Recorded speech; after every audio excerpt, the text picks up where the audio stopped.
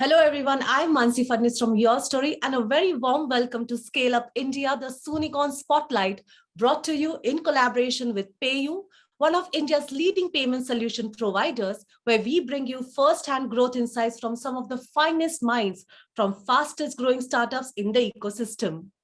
Today, we are here to talk about the tech playbook for scale-ups. When it comes to hyperscale growth, nowhere is the phenomenon more evident than in the startup ecosystem.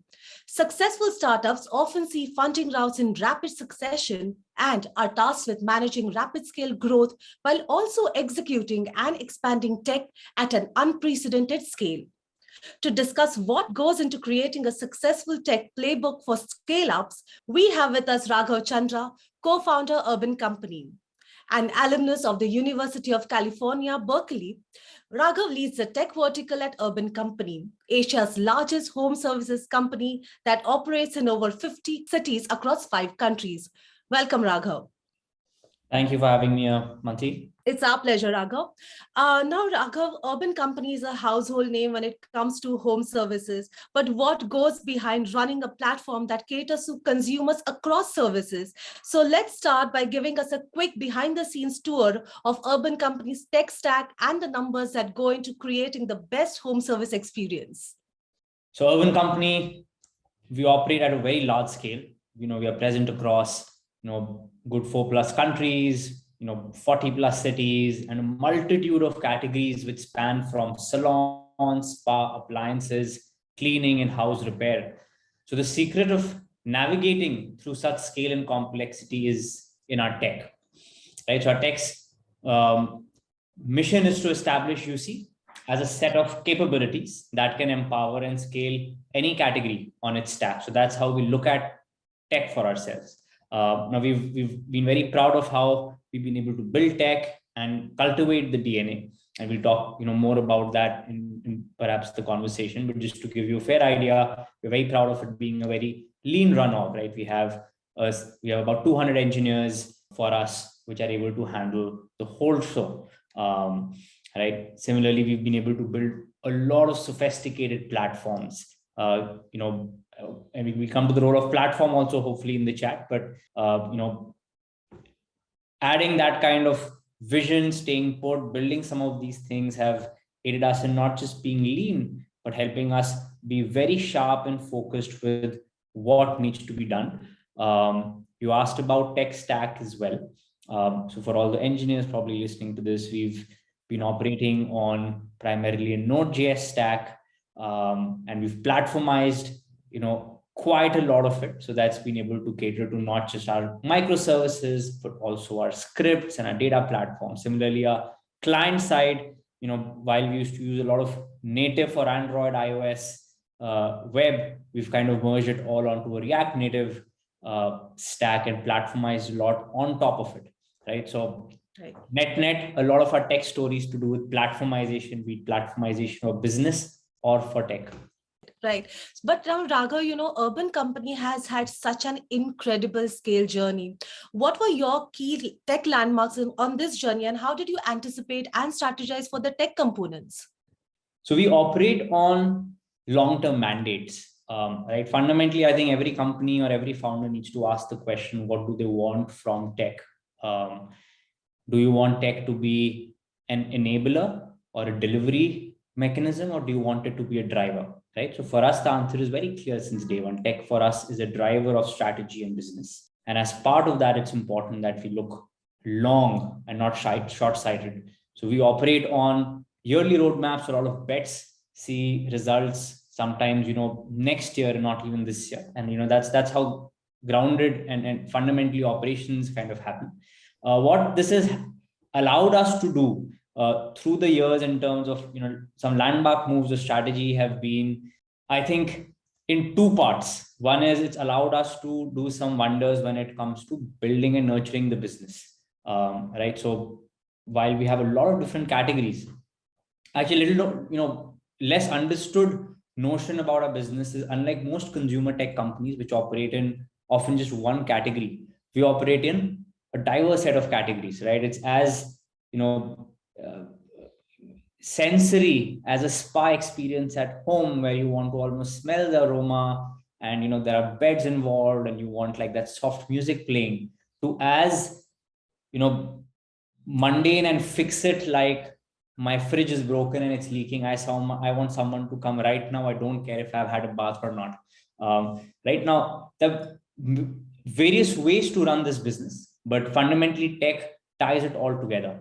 And we've been able to build common stacks across business lines, which then empower them, which allows us to now speed up any new business line which gets added.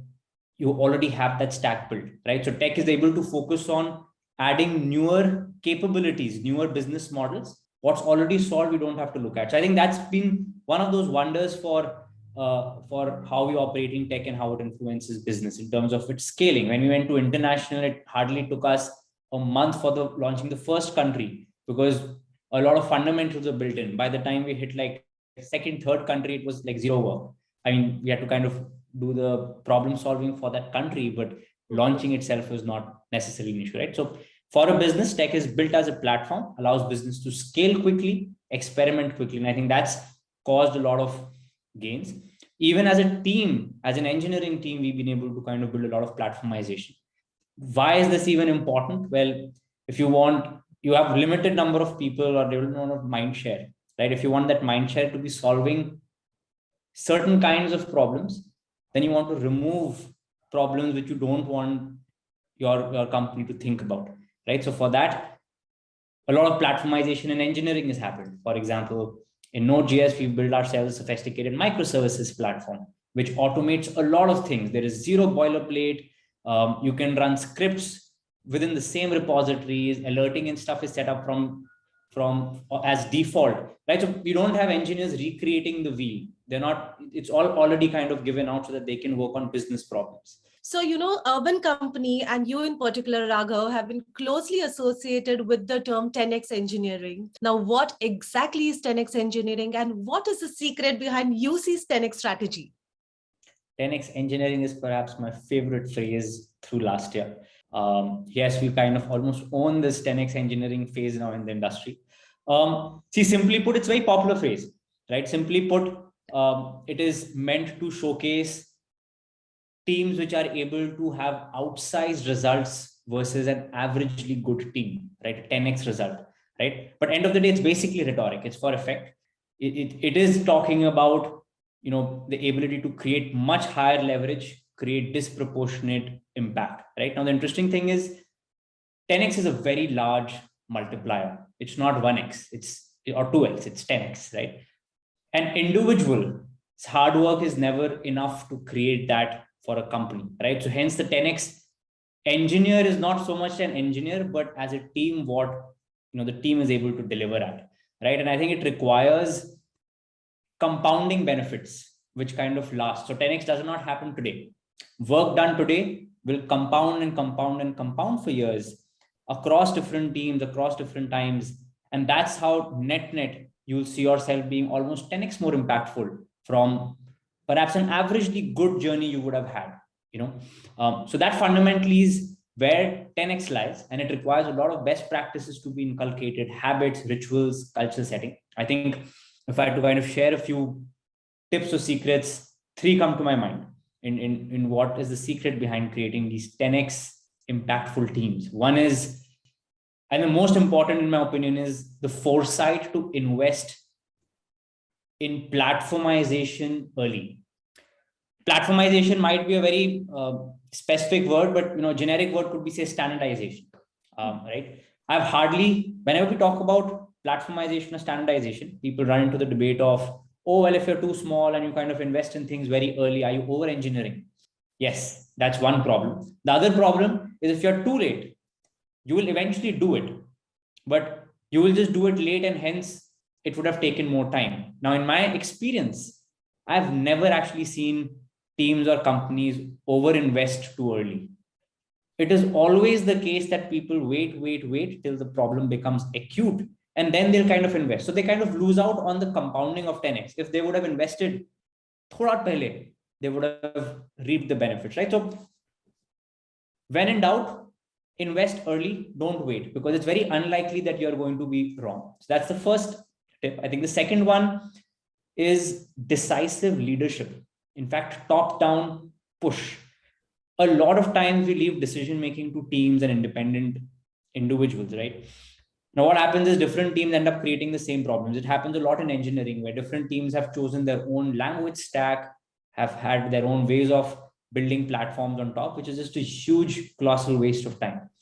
To solve this, I think leadership needs to be behind the decisions which are getting made, choose the best decision, and make sure that best decision is adopted across, right? There is no shame in having some decisions which are just top-down push. That's the job of leadership, right? So leadership's push to kind of get 100% adoption across some core platformization bets, because otherwise that 10x compounding is not happening. अगर सिर्फ आधे लोगों ने किया है. So that's second, and I think third one is more obvious, which is with all this goodness and time saved, that saved up time is best spent in innovating. So teams constantly upping the bar in what more could you standardize, right? So that decision is taken away from all other teams, and so all of that bandwidth, mental bandwidth, is freed to solve real business problems versus kind of things which you already know how to solve. So why should people waste time in redoing it? So that's the 3 pointers for 10x. Right. Thank you for sharing those tips and secrets behind UC's 10x strategy. Now, at any point in time, like we discussed, an urban company has to make tons of decisions, from capturing what the customer wants, scheduling service times, and helping service professionals fulfill the service itself. How do you leverage tech to make those decisions, optimize for quality, and control the experience, which traditionally would have been made by human intelligence? Very well put, I would say. I think your question already answers half of it. Let me call it out for anyone listening. When we think about tech, we think about it being this, thing which, like, basically our apps is what tech is, or these fancy ML algos which tech is. Actually, that's not true. Tech, very simply put, is a change in how a company operates, right? And I liked your articulation, which is things which are just human driven, right? How do you kind of at scale, because human driven to nahi ho sakta at scale. So how do you kind of change that around? And that's a good way to look at what tech really means. It's not about computers and apps. It's about automation of decisions. So anyways, how do we kind of figure out quality control of experiences happening well? I think it's all about feedback loops.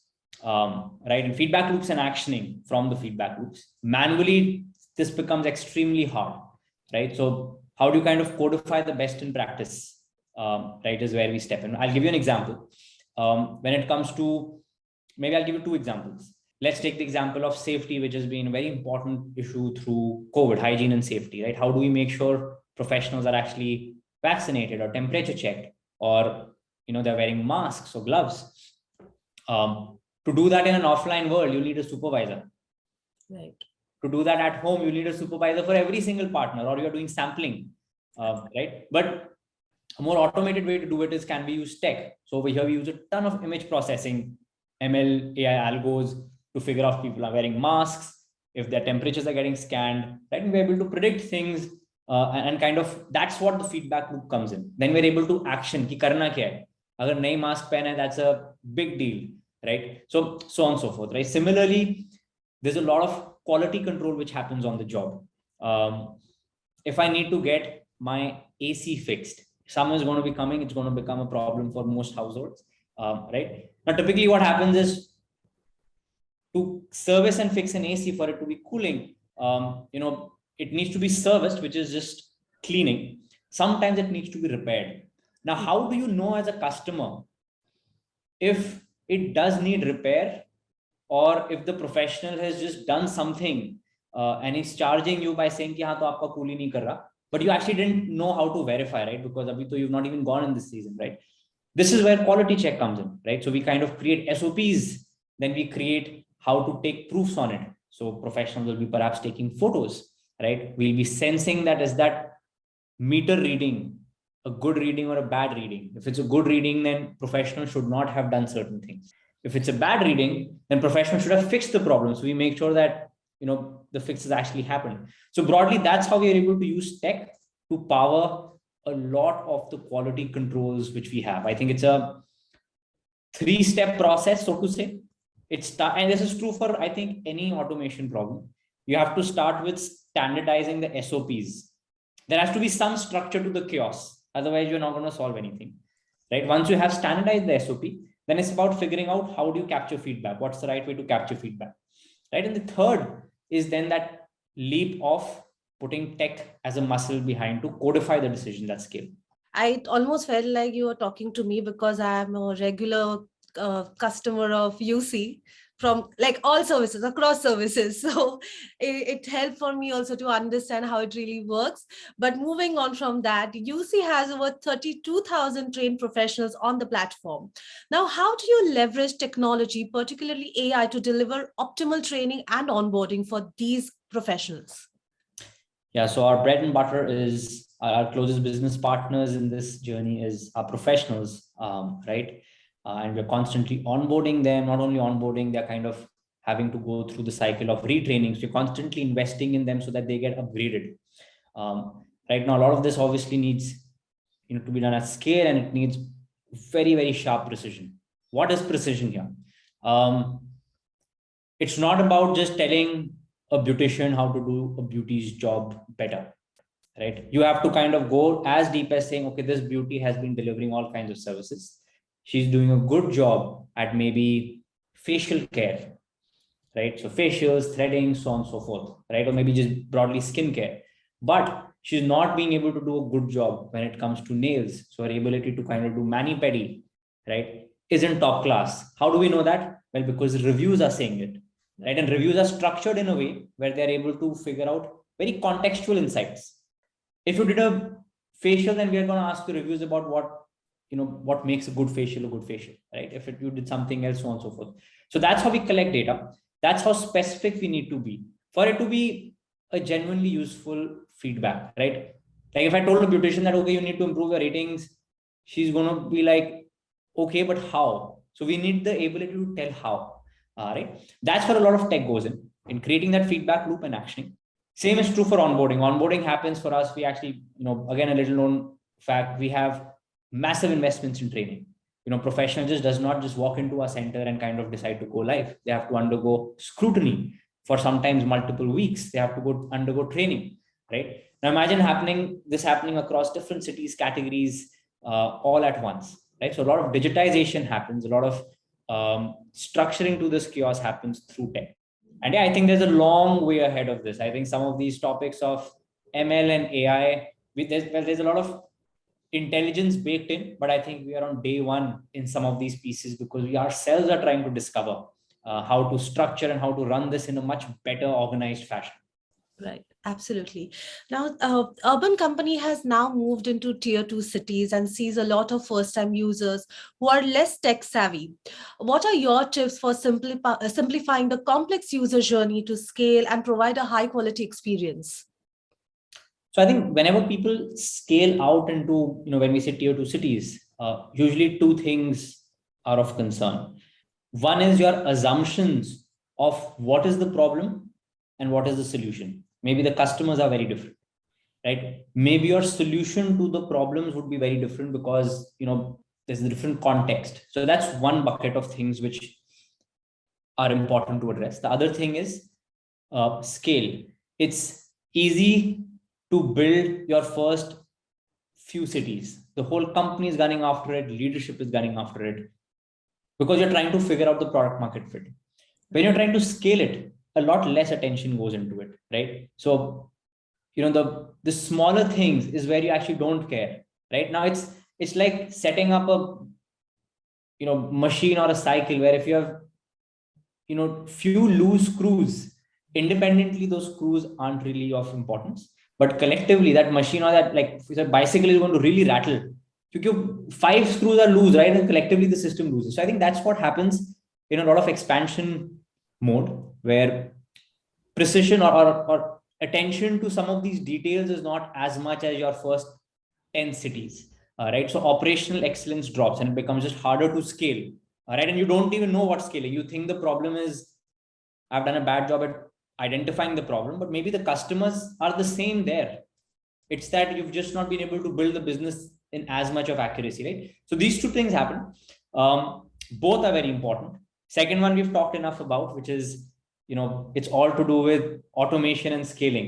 Why even lose those nuts and bolts loose? Automate it. If you leave it to humans, someone's going to not care enough about it, and you won't know what's kind of why the metrics are not improving. First one is interesting. You don't make your product simple in day one. It takes years to make sure a product is genuinely simple, right? In fact, I belong to a philosophy where if it works in tier 2, it will definitely work in tier 1, right? So for us, it's not so much about these users are different. It's about the bar to be successful in say tier 2 is much higher. So whatever we do there will actually work back here because it's simplifying things, right? But we have to be aware that things will change and we have to kind of address that head on.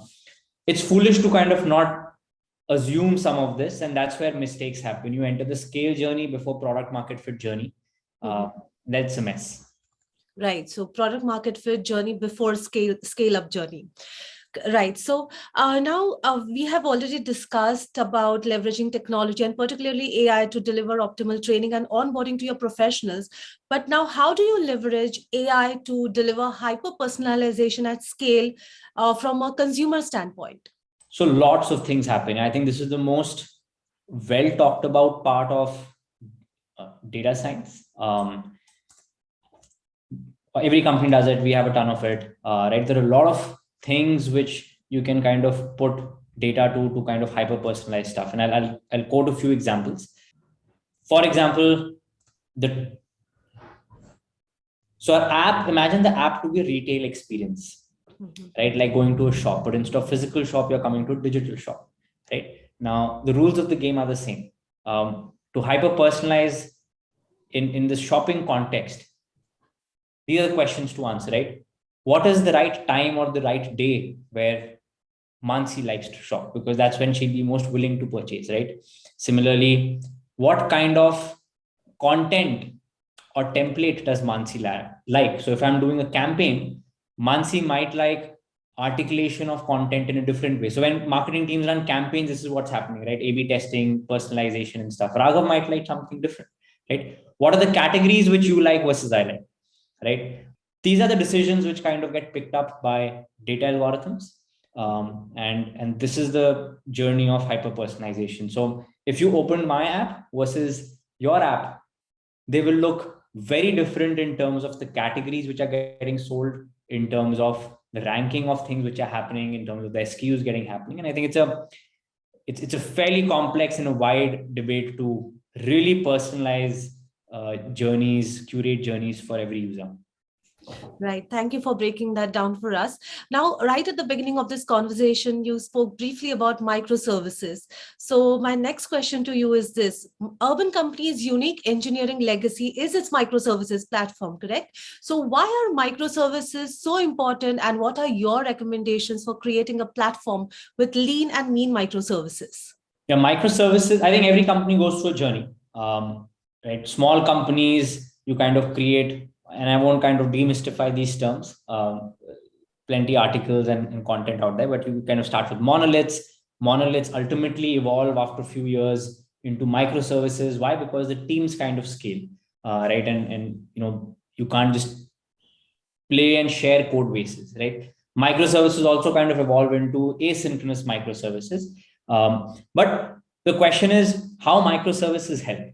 Right? Because anyone who's kind of in that journey of monoliths or an early stage, why should they kind of jump onto this wagon, and for what reason and when, right? I think microservices primarily help because it's not so much of massive advantages because they have their own trade-offs. Microservices just help you not take bad decisions. Bad decisions are a very common way for companies to be very slow and do the wrong thing. Right now, the reason why it helps not take bad decisions is because microservices essentially puts boundaries. Instead of one code base, you are saying that let's divide the code base into different parts. Right. In fact, it's not just code bases, it's also teams, because when you start to do microservices, your teams also start to divide. So essentially what you're saying is my code is divided in a certain way. My teams are also divided in the same way, right? And that is a very interesting boundary set, because the team and the code is now well aligned. Then you add a lot of platformization, because how to build microservices, because now everything is a separate, mini company, so to say, right? So you kind of want to standardize some decisions. So if you're able to do this, then you see a lot of benefits of it, right? You're able to establish these rigorous boundaries, which will help you build faster. It will kind of, I think the two principles which come at play. One is the principle of singular responsibility or ownership. Every team kind of owns and is free to do what they want. And the second is it kind of pushes your teams to be very opinionated. Again, for the same reason, because if I own something, I'll be very opinionated and helps build capabilities which are sophisticated. So microservices is good. It's not actually about tech as much. It's about how your teams function. Use microservices to establish boundaries. That's really where the juice lies. All right. So now localizing mobile apps has become a necessity for anyone who wants to make the most out of their products. But this process of doing so can be wearisome and stressful for developers if not appropriately managed. Can you give us some insights on how to do it right? So localization is a fairly solved problem. There'll be a lot of blogs published on how to localize. I think the problem with localization in companies is not so much on how to do it, but how to do it well. The journey it could be a messy journey which could last for years and years and years, or it could be a journey which is kind of crisp 6 months and you don't feel the pain of it. The reason why localization is hard is because it's actually not purely a technical or an engineering problem. To localize an app, you need content which is specific to the taste of a certain geography, which basically means language. Right now, for urban company, we are in, we have Arabic script because of Middle East. Our partners are across different places in India, so there are like multiple other scripts like Marathi, Gujarati, Hindi, English, so on and so forth. So massive localization problem. You need content. Content needs to be shown to the users. So you need your design language. So your design team needs to build frameworks which are kind of language agnostic, right? So design team needs to evolve to that level where you have design frameworks and design systems in place, which have kind of built in localization as a thinking. Then engineering team needs to code things up, keeping in mind localization. So for example, engineers should not write any text in code. Anything which gets shown to the app which needs to be localized, ideally is getting powered through another engine where translation sit. Right. So it is a complex problem and all need to happen at the same time for it to be a very crisp journey. If you don't do this, it's a very, very complex spot you get stuck on. All right. So thank you for breaking that down for us. Now, Urban Company has been noted for its young, lean, hands-on and tightly knit tech team. How do you structure your team for optimal results? And how do you align your culture and values to your mission and strategy? Yeah, I think this is perhaps one of the most important topics for any company at a strategy level, right? So we have a very lean team, about 200 engineers, plus design, plus product team. So I think net will be like probably 250. Now, a few things I think we've done really well. And I think the crux of that is in how teams get structured, what we expect from tech. Is tech a delivery or a driver? Or is it an enabler or a driver? For us, tech is a driver. That needs to be very clear. If it's a driver, then how it gets structured needs to be fundamentally different. As a driver, it needs to be structured to optimize for thinking and vision. So we don't like so as a result, we don't have a cascading model. We don't have a model where business thinks, product defines, tech does. We have a model where all three teams are independent. In fact, business and tech are two separate verticals, which are all in parallel solving problems, right? Even in tech, we've kind of not divided it by product decides, engineering does. Instead, we have verticals where all of these design, product, data, engineering all are split by the same verticals so that they kind of work as a mini company, because it optimizes the thinking, right? No one is kind of following someone else's vision. Everyone has the say to kind of do it. Now, the trick here, and I think while most companies will do this, ultimately it goes back to that model of ultimately, one person kind of does the thinking, the other people do the implementation. So how do we kind of solve that? What we've done is we have mandates, which I think is a very helpful trick. We don't just leave all decision making up in the air. We say there is the 100% of roadmap needs to be divided into some clear buckets. Some of those buckets we'll call out. So for example, say 50-60% of the bucket is business first. Whatever is the business need, this year's plan, next year's plan, let's prioritize that. But then there is another bucket, which we call as the delight first bucket, right? What are, say, the two things in every vertical we could do purely for the sake of extreme delight? It doesn't have to necessarily move numbers today. It doesn't necessarily have to solve a biggest problem, right? You just know if you're like, if there are avenues where you can create extreme delight, sometimes it's worth doing, right? Typically, design team is the most interested in creating and owning this roadmap. Third bucket is capability bucket, which is, are there things in our system where sophistication could be enhanced, right? What are the manual things happening in our system? Can we add data science to it? Right? Can we do things which are just helping us become better as a capability? Right? Typically, engineering team loves to own this mandate. Right? So we basically split the roadmap into buckets. This helps us keep a balance, but we don't split it by product versus engineering roadmap, because that just creates those silos. So this helps all functions and all players think business versus being a cascading factory model.